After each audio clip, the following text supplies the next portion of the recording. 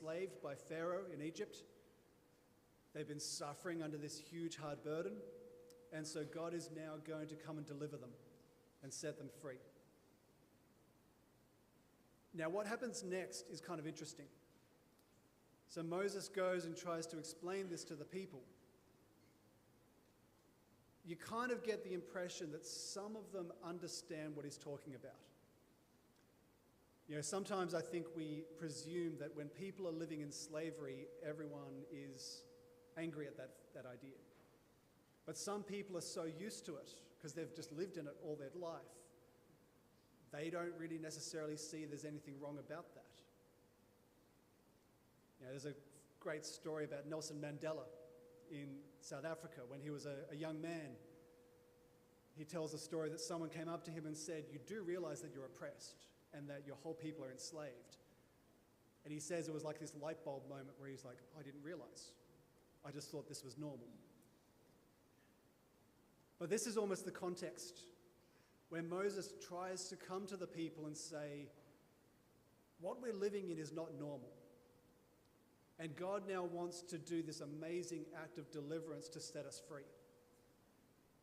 Some of them would have been right behind him. As God started to work these miracles, as they crossed the Red Sea, as they head out into the desert, there would have been a small group who were right with him, basically saying, let's do this as quickly as we can. Let's get to the promised land. But the vast majority of the people would have been really just following.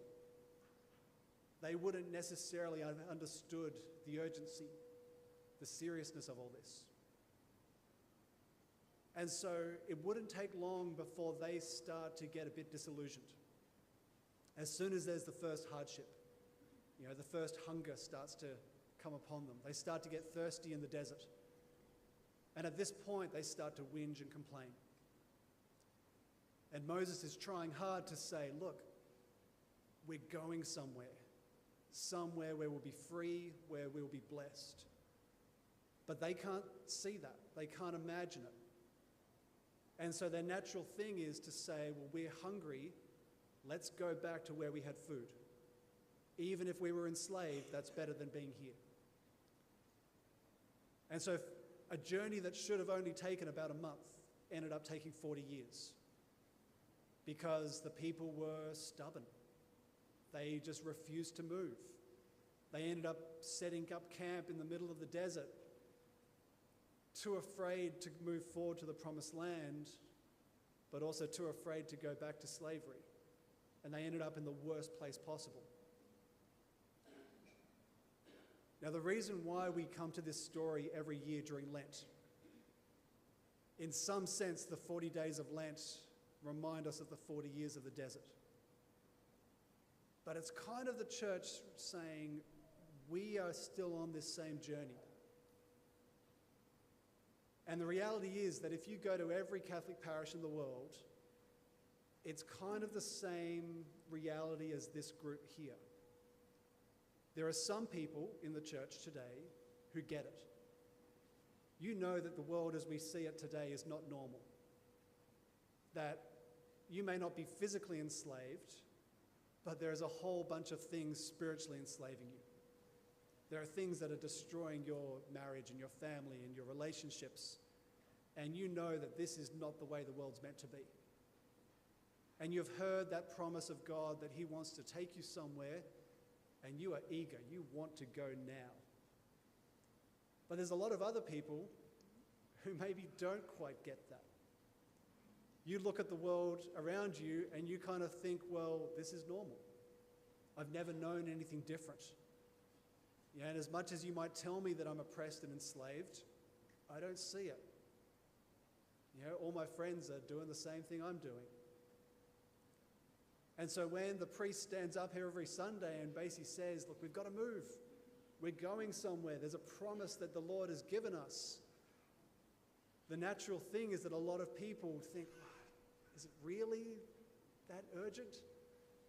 Is this really what God's giving us? Why don't we just enjoy life now that everyone else is enjoying?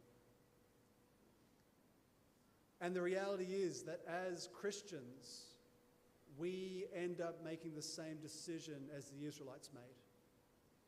We find ourselves in this halfway place. We're not quite living all the pleasures and joys that people in the world are living. And we haven't embraced the promised land yet. And so we end up living in the desert. And this is why Christianity ends up being miserable. Because we're afraid.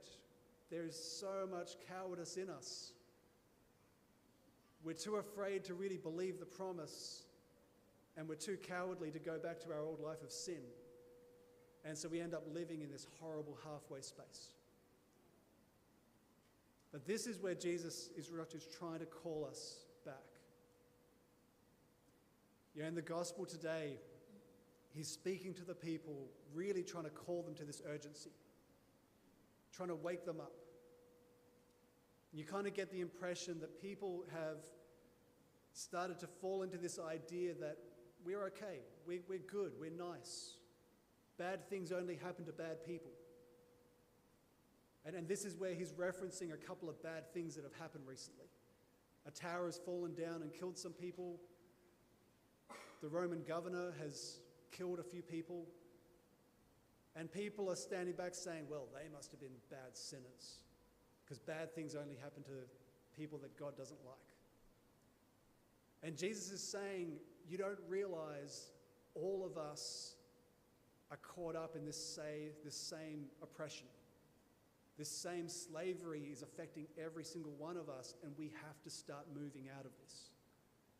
We can't stay here, otherwise all of us are going to face the same thing.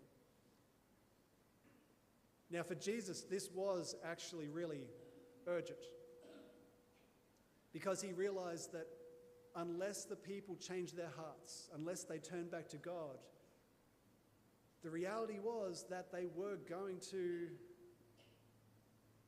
face a really huge hardship. And we know that 40 years after the death and resurrection of Christ, because the people refused to really change their lives, they faced horrendous consequences. The Roman Empire came down and destroyed Jerusalem, wiped it out completely, destroys the temple.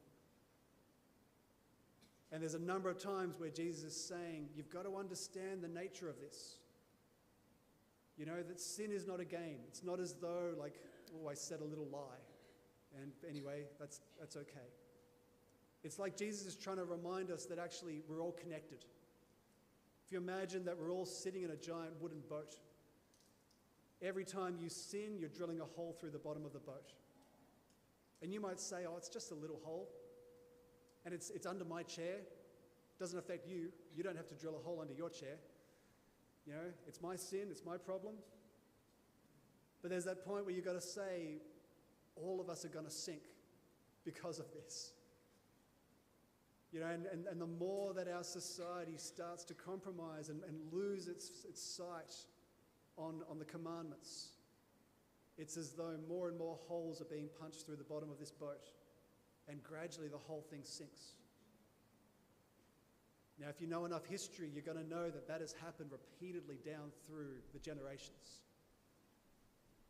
Cultures and civilizations that have convinced themselves that they're good. In their stubbornness and their arrogance, they've tried to do it themselves without trusting in God. And the next thing you know, the whole thing collapses. This is the urgency we're being called out of.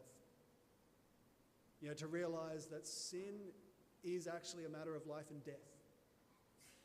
But the promise that's been put before us is real. Christ doesn't simply just come to tell us to abandon our sin.